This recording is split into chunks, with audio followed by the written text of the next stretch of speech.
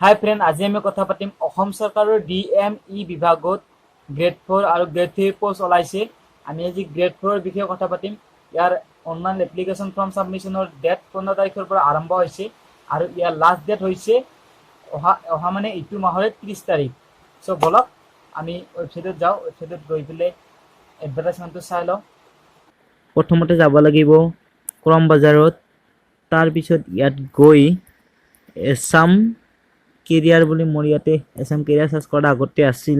আপোনালোকে assamcareer.com search কৰি ল'ব, তেতিয়া আহি যাব। এই ৱেবছাইটটোত আমি সোমালো। তাৰপিছত ইয়াৰ আছে DME recruitment 2020 apply online for 33333 grade 3 পোষ্টৰ হয় এইটো। আৰু DME Assam recruitment 2020 apply online for the 188 grade 4 পোষ্টৰ কাৰণে এইটো ওলাইছে। বৰ্তমান লিংকটো এক্টিভেট কৰি দিয়া হৈছে।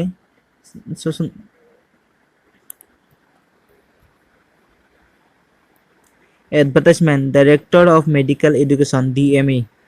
লাষ্ট ডেট হৈছে ইয়াত এপ্লাই কৰা লাষ্ট ডেট হৈছে 30/5/2020। বৰ্তমান টাইম আছে আৰু বহুত। আজি হৈছে 21 তাৰিখ। ইয়াৰ পোষ্টসমূহ হৈছে ward boy, ward girl, grade 4 attendance, laboratory attendance, আদাৰ পোষ্ট। অসম চৰকাৰৰ চাকৰি স্বাস্থ্য বিভাগত পদ খালী 178টা গ্ৰেড 4 পদ। অৰ্হতা হৈছে ক্লাছ 8। ৱাৰ্ড বয়ৰ পোষ্ট আৰু ৱাৰ্ড গাৰ্লৰ পোষ্ট আছে 71টা। ইয়াতে ল'ৰা ছোৱালী সমানে ভাগ হৈ আছে। আৰু গ্ৰেড 4 পোষ্ট হৈছে 4টা, এটেণ্ডেন্স পোষ্ট হৈছে 10টা, লেবৰেটৰী এটেণ্ডেন্স পোষ্ট হৈছে 30টা, আৰু পিয়ন আছে 6টা, দফতৰী মানে 4টা আছে, দফতৰী পোষ্টত 4টা আছে। আৰু এইটো কি বুলি কয় ষ্ট্ৰেচাৰ মোৰ লব্ধ নকৰে এইটো। ইয়াতে আছে 8টা, সুইপাৰত আছে 15টা, এইটো হোল এটেণ্ডেন্ট। ইয়াতে আছে 4টা, কুকত আছে, কুক মানে ৰান্ধনী, ইয়াতে আছে 4টা, এনিমেল এটেণ্ডেন্স 2টা, ধুবি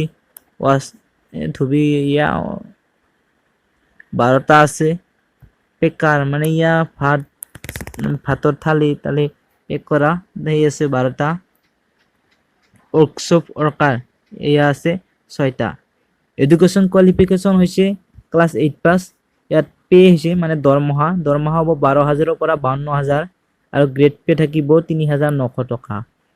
এজ হৈছে 18 বছৰৰ পৰা 38 বছৰলৈকে। আৰু ইয়াত 1 তাৰিখ 1 মাহ 2020ৰ আগত 18 বছৰ কমপ্লিট হ'ব লাগিব। আৰু এজ লিমিট আৰু এজ ৰিলেক্সেশ্যন যেনে ST SC OBC তেওঁলোকৰ কাৰণে যিখিনি থাকে চৰকাৰী ৰুল হিচাপে এইখিনি ইটো বস্তুটো আছে। এপ্লিকেশ্যন ফিজ হৈছে নীল। How to apply?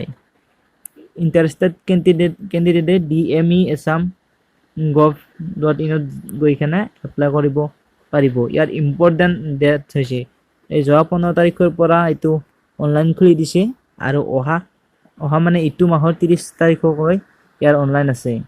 গতিকে আপোনালোকে এপ্লাই কৰিব খুজিলে ইয়াত অনলাইন এপ্লাইত ক্লিক কৰি দিব। তাৰপিছত অলপ পৰ থাকিব, এনেকৈ আহিব। তাৰপিছত গৈ এপ্লিকেশ্যন ফৰ্মখনত যাব। তাৰপিছত ইয়াত নেক্সট মাৰি দিব। নেক্সট মাৰি দিলে আপোনালোকৰ ফৰ্মখন আহি যাব, আপোনালোকে অনলাইন কৰিব পাৰিব। গতিকে ভিডিঅ'টো এইখিনিয়ে আছিল।